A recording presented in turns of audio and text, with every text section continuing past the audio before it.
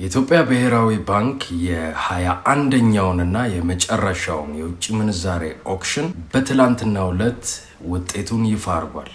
Let's talk about it.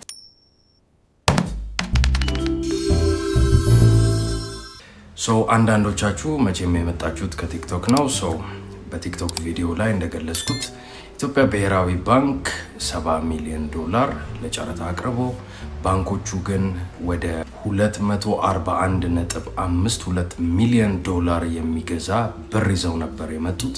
በዚህም መሰረት 30 ባንኮች ተሳትፈው 9 ባንኮች ደግሞ አሎኬሽን አግኝተዋል። እንግዲህ ከፍተኛው ቢድ 158 ብር ከ50 ሳንቲም ሲሆን ዝቅተኛው ደግሞ 154 ብር ከ50 ሳንቲም ነበር።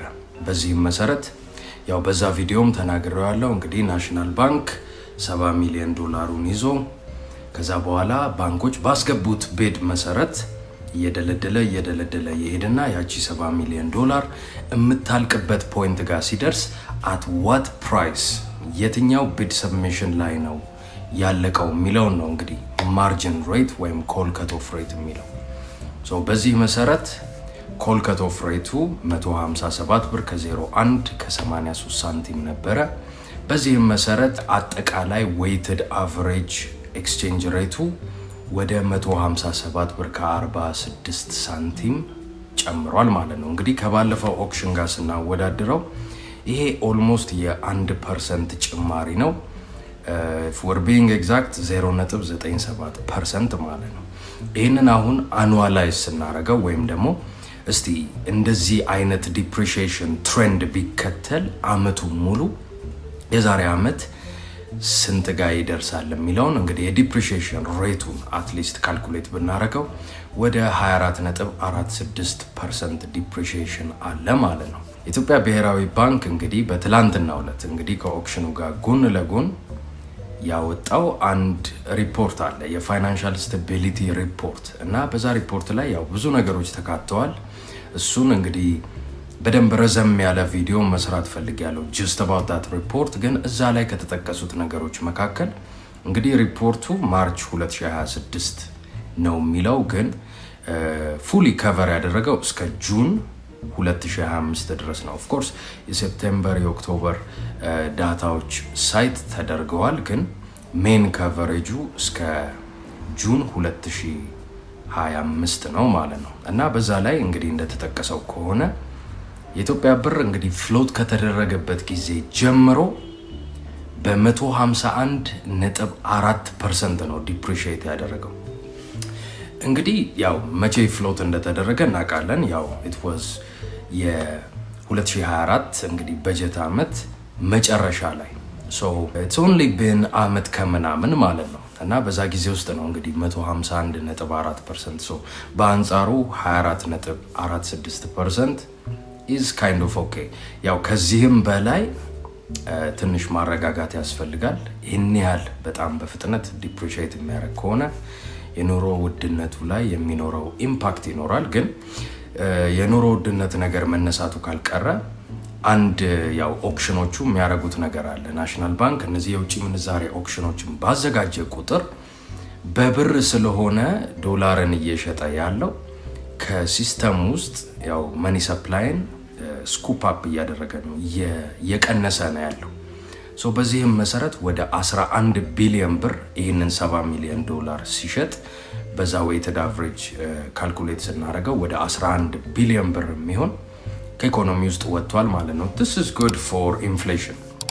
ግን ምንድነው ያው ዲፕሪሺዬሽን በራሱ ኮስት ፑሽ ኢንፍሌሽን ስለሚፈጥር ያው ሰው እንግዲህ መቼም በዶላር ነው እቃዎችን ኢምፖርት የሚያደርገው። ሀገራችን ምን ያህል ኢምፖርት ላይ ዲፔንደንት እንደሆነች ያው የምናውቀው ነገር ነው። ባት አክቹዋሊ ይሄ የፋይናንሻል ስታቢሊቲ ሪፖርት ላይ እንደውም አንድ የተጠቀሰው ነገር ወደ 0.2% ከረንት አካውንት ዴፊሲታችን ዝቅ ብሏል ማለት ነው።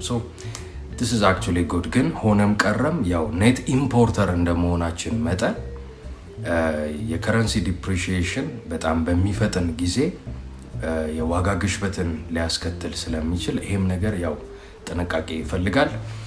ሌላው ጉዳይ እንግዲህ የኦክሽን ካላንደሩ በወጣበት ጊዜ የመጨረሻዋ ኦክሽን የምትደረገው እንግዲህ በዛ ካላንደር መሰረት ዲሴምበር ወር ላይ ሁለት ጊዜ የ50 ሚሊዮን ዶላር በአጠቃላይ 100 ሚሊዮን ዶላር ጨረታ አድርጎ ነበረ። ከዛ በኋላ ደግሞ ከጃንዋሪ ጀምሮ እስከ ማርች ድረስ በየ2 ሳምንቱ 77 ሚሊዮን ዶላር ለጨረታ አቅርቦ ነበረ።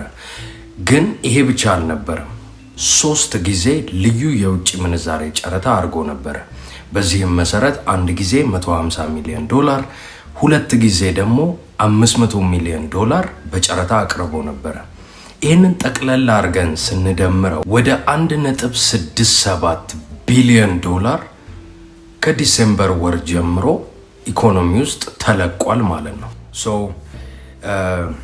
በዚህ ካላንደር በወጣለት ይሄ በየ2 ሳምንቱ የሚደረገው ኦክሽን ላይ የመጨረሻዋ በቃች የማርች 17 ማለትም ትላንትና ውጤቱ የወጣለት ኦክሽን የመጨረሻው ነው የሚሆነው ማለት ነው። ጎይንግ ፎርወርድ መቼ እንደሆነ የውጭ ምንዛሬ ጨረታ የሚደረገው ከዚህ በኋላ እንግዲህ በእርግጠኝነት ማወቅ አይቻልም ማለት ነው።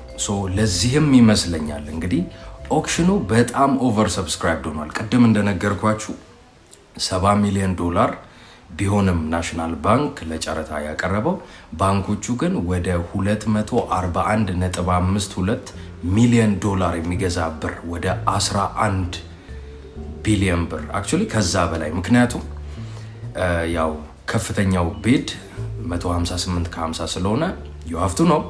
አንዳንድ ባንኮች አሎኬሽን ያገኙት በ158 ብር ከ50 ሳንቲም ነው።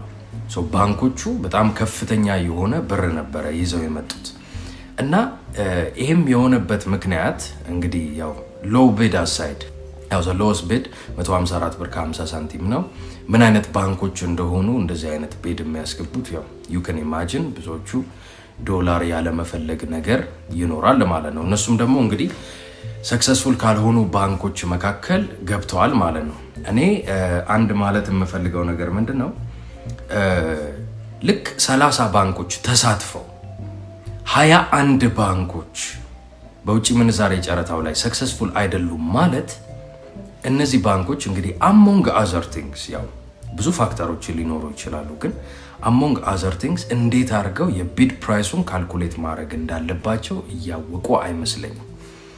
እና የፋይናንሻል ስታቢሊቲ ሪፖርቱ ላይ ደግሞ እንግዲህ ምን ያህል ባንኮች የተንገጫገጩ እንደሆነ በተለያዩ ሜትሪክስ ያው በሌላ ቪዲዮ ማውራበት ይሆናል። ግን አይ ዶንት ቲንክ ላይክ በደንብ የተረዱት እና የምር ዶላሩን ይፈልጉታል ወይስ ደግሞ ዝም ብሎ በቃ ለመሳተፍ ያህል ነው። ምክንያቱም የባለፈውን የዛሬ 2 ሳምንት የተዘጋጀው ላይ ብትመለከቱ የቀሩ ባንኮች ነበሩ። 30ውን ባንኮች አይደሉም የተሳተፉት እና መምጣታቸው ካልቀረ እንግዲህ ባዶ እጃቸውን ባይሄዱ ይሻል ነበረ ራይት። ግን ያው እንዴት አድርገው ዋጋዎቹን ካልኩሌት ማድረግ እንዳለባቸው እንግዲህ ሜቢ ካልገባቸው በደንብ ሞዴል ማድረግ መቻል አለባቸው እነዚህ ኦክሽኖች ላይ ማለት ነው። ለነገሩ ከዚህ በኋላ ኦክሽን እኔ ሚኖር ይመስለኛል ፐርሰናሊ፣ ግን ምንም የተረጋገጠ ነገር የለም። እንግዲህ ስኬጁሉ ቢያልቅም ያው የተዘጋጀው መጨረሻው በአሁኑ የተደረገው የማርች 17 70 ሚሊዮን ዶላር ጨረታ ቢሆንም ይሄ የውጭ ምንዛሬ ጨረታ ገና ብር በደንብ ስላልተረጋጋ መቀጠል ይኖርበታል ባይ ነኝ። እንግዲህ እኔ እንደ አንድ ኢኮኖሚስት አንድ ማስበው ነገር ምንድነው በፕሪዲክተብል በሆነ ሁኔታ የውጭ ምንዛሬ ሰፕላይ ትንሽ ኢንጀክት እየተደረገ የሚቀጥልበት ሁኔታ ካልተፈጠረ በስተቀር ስፔሻሊ የሰፕላይ ሾርቴጅ የሚፈጠር ከሆነ የብር ዋጋ በጣም በፍጥነት ዲፕሪሺየት እንዳያደርግ በደንብ መሰራት አለበት። ሌላ ደግሞ አንድ እየተመለከትኩኝ ያለሁት ነገር ዶላር የሪዘርቭ ከረንሲ ስታተሱን ቀስ እያለ እያጣ እየሄደ ነው እና አንድ በደንብ ባንኮች ኮንሲደር ማድረግ አለባቸው ብዬ የማስበው ነገር የዶላር ተፈላጊነት በጣም እየቀነሰ ነው። ያው እርስ በርሳቸው በሚኖራቸው ኤክስቼንጅ ሬት ምክንያት ዶላር ፉሊ ዲፕሪሺየት የሚያደርግ ነገር ባይሆንም አንድ ኮንሲደር መደረግ ያለበት ነገር ምንድነው የዶላር ፍላጎት በጣም በከፍተኛ ሁኔታ ሊቀንስ ይችላል ወደፊት እና ይሄ ፓርት ኦፍ ዘ ሪስክ ኤንድ ኮንትሮል ሜትሪክስ መደረግ አለበት ለባንኮች እና ፕራይቬት ባንኮችም ያው የአይኤምኤፍ ሪፖርት ኢንዲኬት እንደሚያደርገው ወደ ወርቅ ንግድ መግባት የሚጀምሩበት ጊዜ በጣም ቅርብ ነው እና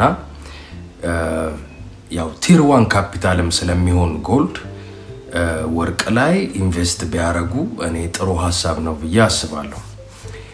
እና ኤኒዌይስ እንግዲህ ለዛሬ ይሄው ነው። ያው ሐሳቦቻችሁን ጥያቄዎቻችሁን በኮሜንት ላይ ማሳወቅ እንዳትረሱ። ላይክ ሼር ሰብስክራይብ እያደረጋችሁ የኖቲፊኬሽን ደውሏንም ብትነቋጥሩ ነው። ለዛሬ ይሄው ነው። ይመቻችሁ።